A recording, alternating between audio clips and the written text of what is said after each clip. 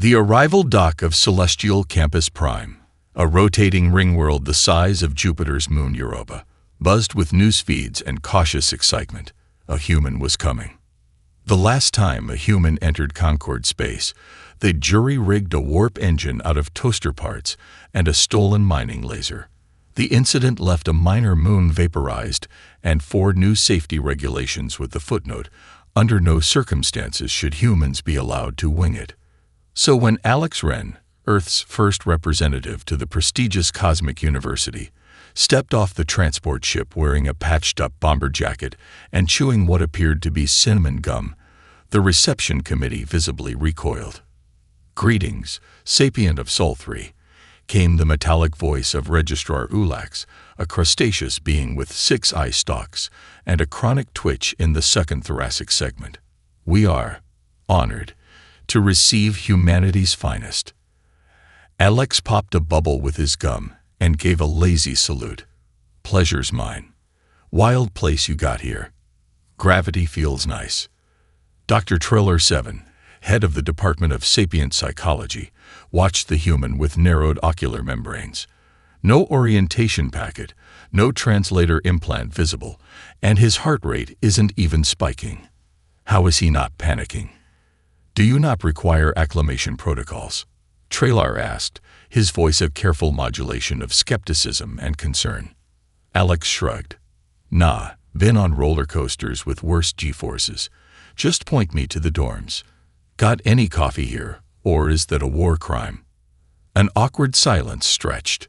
The Mizithian ambassador shifted uneasily, his bioluminescent stripes flashing confusion orange. A nearby journalist drone spun in tight circles, beaming live footage to 1,000 species homeworlds. "I take it your species engages in chemical self-stimulation as a matter of daily routine?" Ulax asked delicately. "We call it Monday," Alex grinned. As the human was led through the university's primary thoroughfare, an impossible corridor of floating platforms, molecular bridges, and sentient light fixtures, he greeted each new species with unnerving casualness. He high-fived a Gerst, after a translator warned him not to touch the venom glands, asked a 6-limbed botanist if it wanted to join a pickup game of basketball, and complimented a floating AI avatar on its sick Tron vibes. Meanwhile, Trailer 7 dictated notes to his assistant drone. Subject Wren appears entirely devoid of survival anxiety, displays no reverence for interstellar cultural norms, may suffer from species-wide neurological dissonance regarding danger. He paused, watching Alex climb atop a levitating campus orb to get a better view of the sun-grazing telescopes. Or perhaps, terrifyingly, this is baseline. As the sun dipped below the edge of the artificial sky dome, casting long shadows across the ancient spires of academia, Trailer made a mental note: observe carefully, and keep the hazard containment team on standby. The second week of classes brought the Xenobiological Environment Field Excursion, a required course for all first years. Today's destination, the Varnac Acid Pools, one of the galaxy's most hostile naturally occurring formations, a churning mire of biothermal acid that could dissolve most known metals in seconds. Safety measures were taken seriously. Students were issued reinforced polymer hazard suits with layered insulation and neural dampeners. The entire area was shielded by magnetic stabilizers and patrolled by automated drones. Professors gave long, nervous lectures on what not to do. And then there was Alex Wren. When the students disembarked the shuttle, Alex stepped out wearing flip-flops, swim trunks, and mirrored sunglasses. The guide, a photosynthetic being named Thura, paused mid-sentence. "Human, you appear to have misunderstood the equipment requirements." "Nah, I read the brief. Acid pools, cool stuff. I brought goggles." Alex waved a battered pair of Earth-brand swim goggles like a talisman. Trailer 7, watching from a floating observation deck, activated an emergency alert with a sigh. "Medical team to standby. I fear we may lose him to cool stuff." The other students gawked as Alex jogged ahead, examining the pools with a tourist's enthusiasm. The liquid shimmered, bubbling in hues of emerald and ultraviolet. The air shimmered with toxic vapor. Warning drones chirped anxiously. Is this one safe to dip in, or is that just for show? Alex asked no one in particular before toeing the edge of a particularly violent pool. Absolutely not, Thura exclaimed, rushing forward. Direct contact will result in full dermal necrosis within. But Alex had already cannonballed in. A collective gasp rippled through the class. One of the Cytherian twins fainted. The drones screamed, releasing decontamination foam. Alarms howled as a Class A biological hazard alert was issued. Seconds passed. Then Alex emerged, grinning, steam rising off his skin. His goggles had melted. His shoulders were red and pockmarked with shallow burns. He shook his head and laughed. Okay, yeah, that stings. On Earth, we'd call that an exfoliation. Thura looked faint. You should be dead. Alex blinked. What? Nah, I've had worse. One time I fell into a vat of industrial soap mix. Chemical burns and smelled like lemons for a week. Medical bots swarmed, but Alex brushed them off. I'm good. Just need a towel. Later, as the students were ushered back aboard the shuttle, several visibly traumatized, one sobbing in six-part harmony. Trailer 7 hovered beside Thura. I must update my ongoing report, Trailer murmured, with a new hypothesis. Thura, still pale green with shock, asked, which is? That humans are either genetically engineered for masochism, or they've declared war on natural selection and are somehow winning. Behind them, Alex posed for a group photo, throwing up a peace sign with blistered fingers. The Galactic Ethics class was a sacred rite of passage at Cosmic University. It was here that students from across the galaxy learned how to solve conflicts through reason, empathy, and endless negotiation. Today's test, a high-stakes war simulation spanning multiple star systems, designed to encourage peaceful resolutions while minimizing casualties. The auditorium hummed as the holographic interface activated, projecting sprawling battlefields, civilian populations, and diplomatic channels. Each student controlled a faction, their decisions shaping the fate of billions. Professor Gilva, a solemn, octopus-like veteran of 100 peace talks, reminded the class gravely, remember, the goal is to negotiate peace. Annihilation is not an option. Alex Wren smirked, toggling his controls with a casual flick. Sure. Peace is great. But sometimes you gotta shake the tree. The simulation started. Within minutes, most students scrambled to send envoys, sign ceasefires, and open dialogue channels. Political alliances flickered across the battlefield as species tried to outmaneuver each other through words. Alex, he did something no one expected. Without warning, his fleet launched a full-scale strike directly at the enemy's capital system, destroying infrastructure, command centers, and military assets in a single precise salvo. The virtual city erupted in simulated firestorms and chaos. Civilians screamed through the simulation's audio channels. Diplomatic communications crashed under cyberattacks. The simulation AI, designed to interpret ethical outcomes, went into overload. Simulation error, contradictory victory condition. Peace declared during annihilation.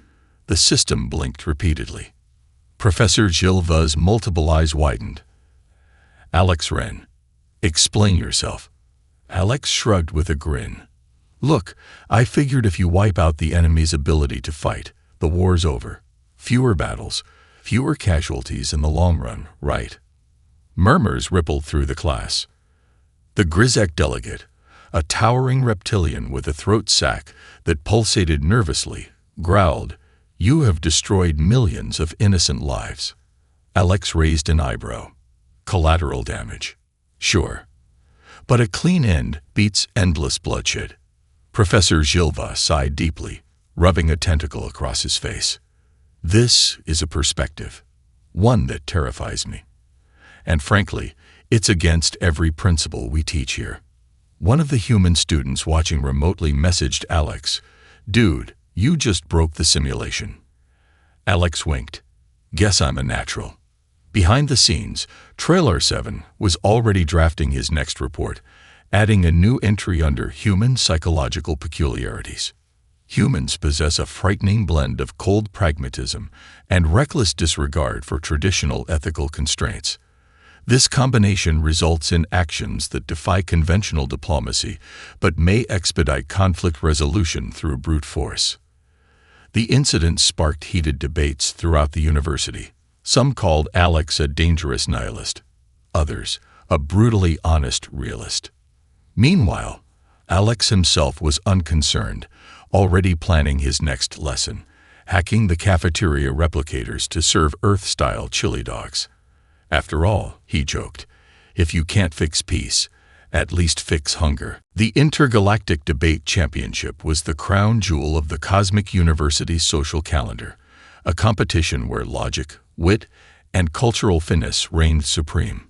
Species known for their diplomatic subtlety, like the Grizzicanthrelians, competed fiercely, their debates conducted with poetic precision and centuries of practiced etiquette. Alex Wren had other plans.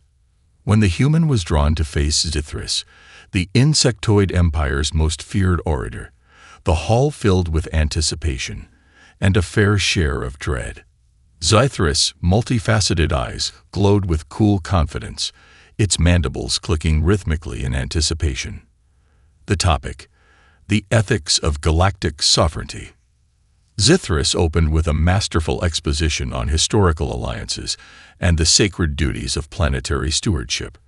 The crowd nodded along, some even humming their approval.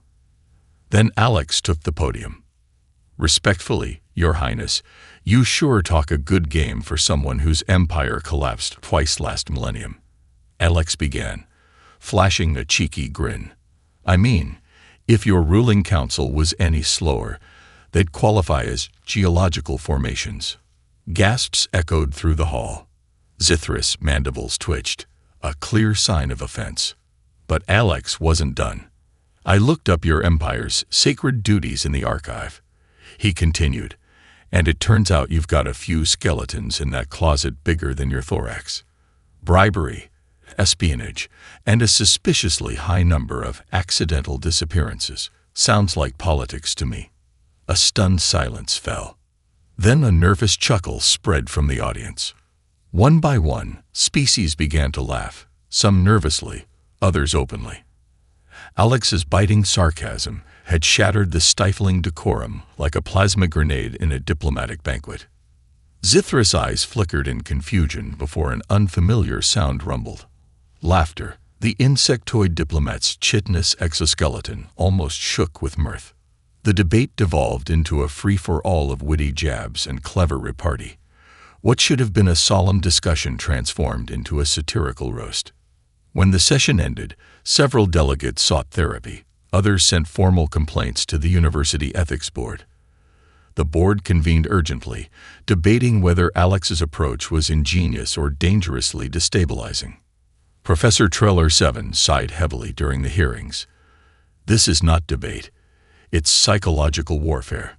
Meanwhile, Alex was backstage munching on a bag of snacks, oblivious to the uproar. They need to lighten up. Politics is just a game of insults anyway. News outlets across the galaxy dubbed him the roast master of Cosmos U.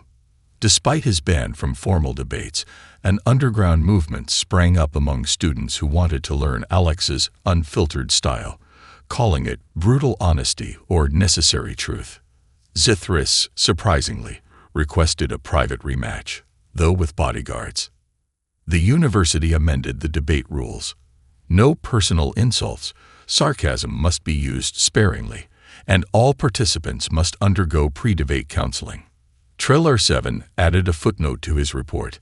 Humans redefine engagement in social discourse with unpredictable and potentially hazardous methods. Alex, meanwhile, posted a selfie online with Zithris captioned, "New best frenemies." #debate goals. The news spread like cosmic wildfire. A juvenile star whale, a colossal nebula-dwelling creature sacred to many species, had wandered dangerously close to a gravity well near the cosmic university's orbit. Star whales were revered as living temples, their presence tied to ancient cosmic myths and spiritual rites. Attempts to coax the creature back using traditional methods had failed.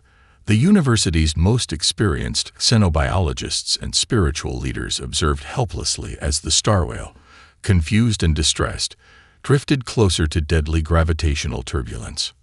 Enter Alex Wren.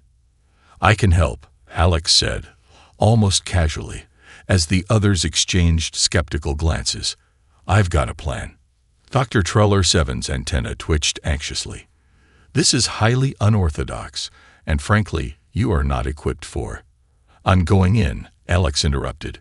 "Give me a shuttle, some duct tape, and maybe something that plays music." The reluctant xenobiology team supplied him a small maintenance-class shuttle with basic controls and a boombox they found in a storage closet, blasting old Earth rock hits at his insistence.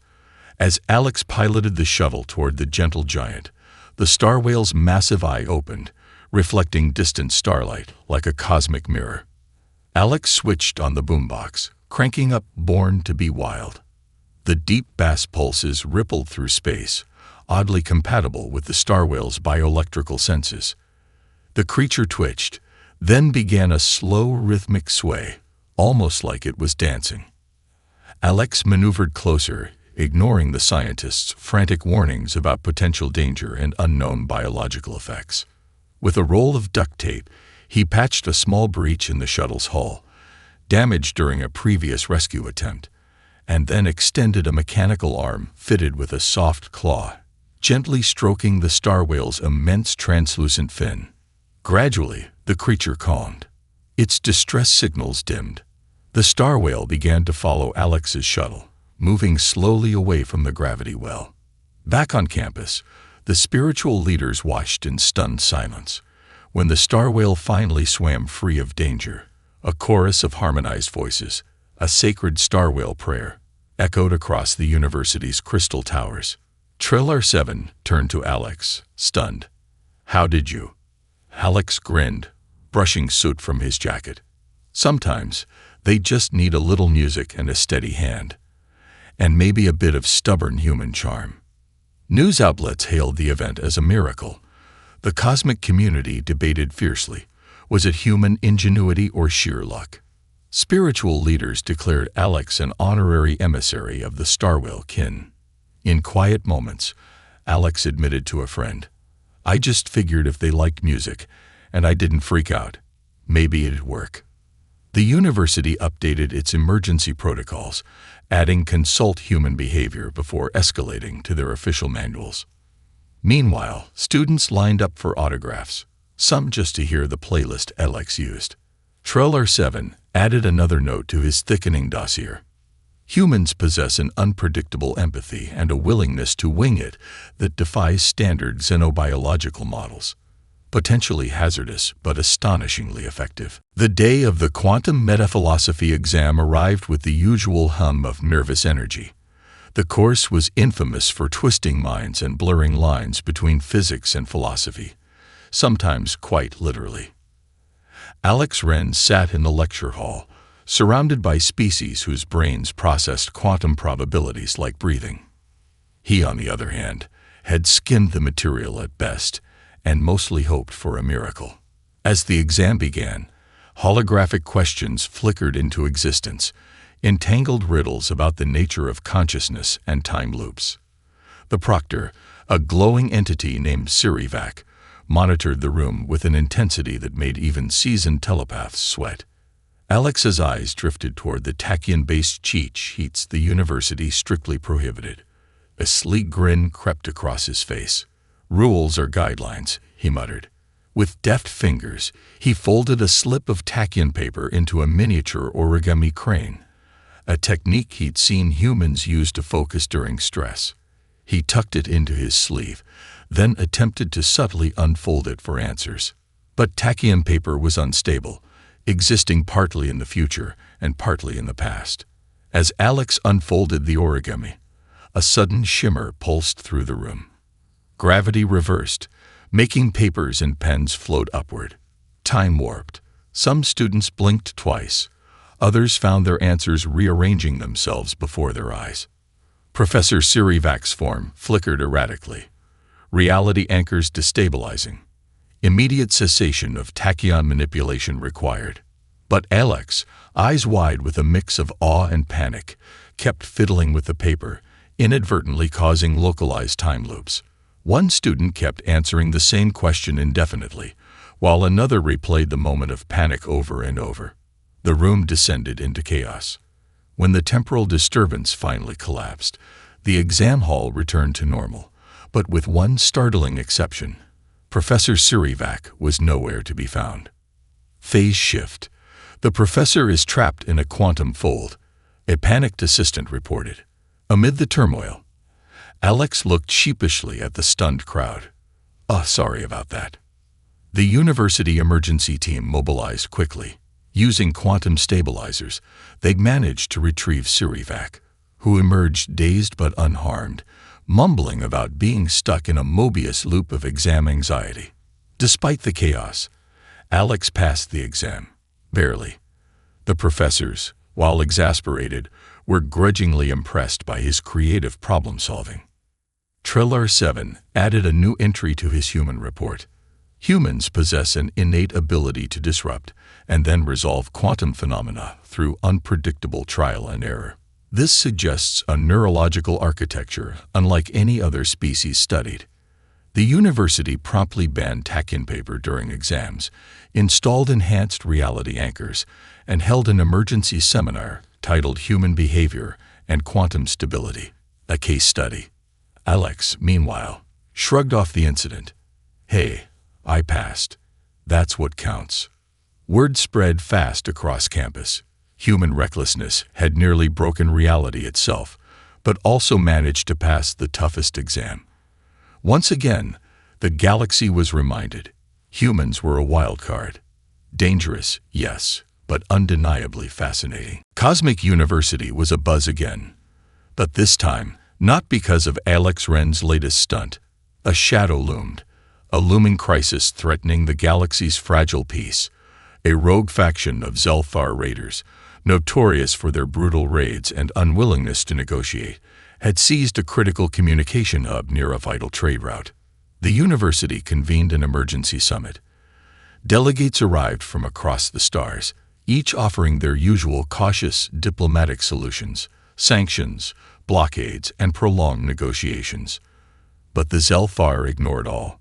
Trailer 7 leaned toward Professor Gilva and whispered, "If we don't act swiftly, the entire trade network collapses. We need something unexpected." Enter Alex Wren. He wasn't invited to the summit, officially, but unofficially he was there, munching on a chili dog and eavesdropping. "I'll take care of it," Alex declared abruptly when approached. "Let me handle the Zelfar." The room fell silent. Gilva blinked his many eyes.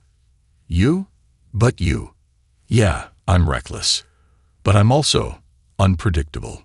Despite misgivings, the desperate council granted Alex limited support: a small shuttle, a communications jammer, and a handful of specialized diplomats. Alex's plan? Simple: crash their system. The shuttle sped toward the Zelfar's stronghold. Alex, with an impromptu crew of diplomats turned crew members, prepared his unorthodox tactics. Upon arrival, the Zelfar bristled, expecting a diplomatic envoy or a fleet attack.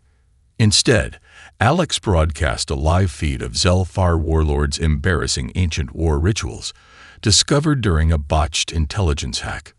The message was clear: we know your secrets. Now, listen to ours. The Zelfar leader, a hulking figure with scaring and a cybernetic eye, erupted in laughter. "You dare mock us?" Alex grinned. "Not mock. Human humor. We do it to disarm." Then, Alex proposed an alliance, not through threats or power plays, but through shared stories and a chaotic game of poker. The game was strange and illogical by Zelfar standards, involving bluffing, trash talk, and human bluff or fold strategies. Hours passed. Surprisingly, The Zelfar leader called a truce, amused and intrigued.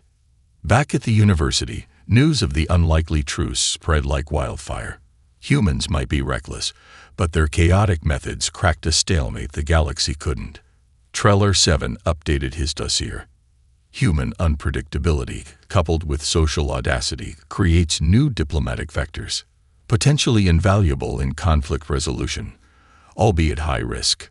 Professor Gilva sighed. Perhaps humans are the chaos the galaxy needs. Meanwhile, Alex was already planning his next stunt. Maybe I'll run for student council. Time to shake up this place.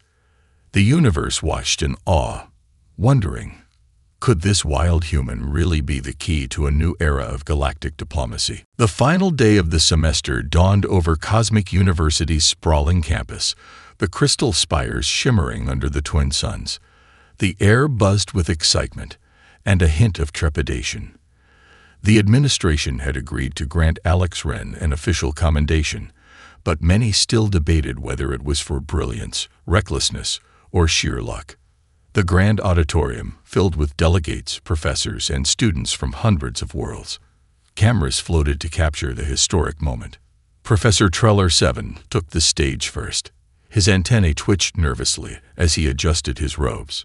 Today, we celebrate a student unlike any other, a catalyst of chaos, a breaker of norms, a force that challenged every preconception about humanity. He gestured to Alex, who stood in battered flight gear, smirking with a blend of pride and mischief. Zithris, the insectoid debater, approached with a rare smile. You have made enemies, yes, but you have also opened minds. Alex shrugged. I just showed you all how weirdly stubborn humans are. We fight the odds because we think survival is worth the mess. The crowd murmured, some nodding, others still wide-eyed. Then, as the ceremony closed, the university's chancellor, a towering silicon-based life form with fractal limbs, delivered the final words. Humanity may seem suicidal to many, the chancellor intoned, but through their madness, they have revealed an undeniable truth. To survive, one must sometimes dance on the edge of chaos, defying convention and rewriting the rules of existence. Cheers erupted. Even the most skeptical species applauded. Later, as the crowd dispersed, Trailer 7 lingered beside Alex. You have become an enigma for this institution, he said quietly. Not just a student, but a symbol. A reminder that the universe is wide enough for madness and genius to coexist. Alex grinned. I'll take that. Guess being suicidal isn't so bad if it means blazing a trail. As he looked up at the stars, Alex felt the weight and thrill of possibility. The galaxy was vast, dangerous, and unpredictable. But so were humans. And maybe, just maybe, that was exactly what the cosmos needed.